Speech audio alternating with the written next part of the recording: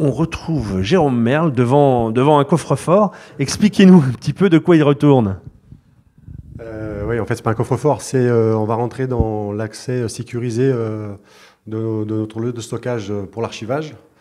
Donc, déjà à l'entrée, vous avez vu qu'il y a un premier contrôle d'accès avec une caméra et une sonnette. On vous ouvre, c'est une gâche électrique. Ensuite, vous avez ici, vous êtes accompagné en fait du départ. Pour information, si vous voulez consulter vos archives, vous devez nous avertir 24 heures avant, nous donner le nom de la personne qui va venir, et cette personne-là doit être autorisée du départ par la direction de notre client. Ensuite, vous arrivez ici dans le couloir, comme vous pouvez le voir, on a un contrôle d'accès ici, avec accès badge ou biométrique. Voilà, c'est le sésame. Et dès l'entrée, vous pouvez vous apercevoir que vous n'avez pas le droit de fumer, pas le droit d'avoir un téléphone avec vous, vous devez l'éteindre, et pas le droit de manger. Alors pourquoi pas le droit de manger? Ça peut être anecdotique, mais si par exemple vous êtes en train de manger, je sais pas moi, un sandwich et que vous avez des miettes qui tombent et un petit coup de vent, si les miettes tombent sur les boîtes d'archives, avec le temps, avec l'humidité, ça fait de la moisissure et ça peut avoir une incidence, une altération sur l'emballage, et peut-être un peu plus. Ouais. On se trouve maintenant dans le Saint des Saints, dans le local d'archives, et là, on en voit partout. Alors, quel est ce métier? Qui sont vos clients et à quoi ça sert, entre guillemets? En fait, avec le temps, on accumule beaucoup de paperasse. Et souvent, les clients manquent et d'espace et de personnel pour gérer ça, parce que c'est un métier à part entière. Alors ça, c'est la forme physique en fait de l'archivage, c'est-à-dire que nous conservons dans des caisses qui sont complètement, on va dire, confidentielles, les archives papier dans un emballage particulier qui peut être scellé. Je vais vous montrer après. Certaines boîtes ont des scellés, comme on peut voir ici.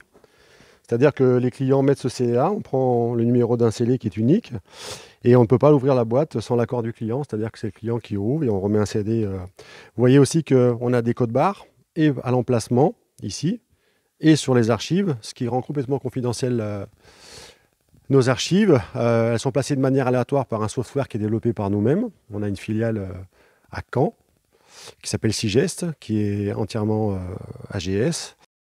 Nous avons aussi donc une traçabilité informatique, c'est-à-dire que pour trouver vos archives, il faut absolument passer par notre software qui s'appelle IAS. Il vous faut donc un login et un password qui est attribué par nos soins. Le code est changé tous les 3 mois pour des raisons de sécurité. Et la personne qui se connecte et qui va aller faire une recherche d'archives, elle est suivie de manière informatique, c'est-à-dire que si une archive un jour disparaît, on sait qui a été la chercher. Voilà. Parce que si vous venez, vous, comme vous pouvez vous en rendre compte, je ne sais pas si vous pouvez me suivre un peu dans les couloirs, vous allez voir qu'il y a pas mal d'archives ici. Rien que sur ce site, nous avons 70 000 conteneurs, vous voyez, sur 3 étages, sur 3 niveaux. Et nous avons à peu près la même chose, un peu moins, sur le site de Sintra Bellois. Donc il y a toute la partie sécurité dont nous avons évoqué tout à l'heure sur le contrôle d'accès. Elle concerne la sécurité incendie. Nous avons les extincteurs automatiques, extincteurs manuels avec des visites tous les 6 mois. Nous avons des détecteurs de fumée. Nous avons, en cas d'incendie, vous voyez toutes ces lumières là que vous voyez, ce qu'on appelle des BAES. Vous en avez aussi dans chaque couloir, ce qu'on appelle des blocs autonomes d'éclairage de sécurité. S'il y a beaucoup de fumée, vous pouvez vous repérer et vous avez une signalétique dans chaque couloir, de part et d'autre. Je ne sais pas si on voit bien, parce que c'est un peu sombre. Et voilà. Et cette activité, Jérôme Merle, pour le groupe AGS, c'est important ou c'est anecdotique? C'est pas du tout anecdotique, c'est même un fer de lance aujourd'hui pour AGS. C'est une activité qui prend énormément de place dans notre vie de tous les jours. Pour vous donner une idée, seulement sur le Portugal, qui est une petite filiale, on va dire, en archivage, on a des pays comme l'Indonésie, l'Allemagne, la France, qui est la principale. La France, on est leader, on est numéro 1.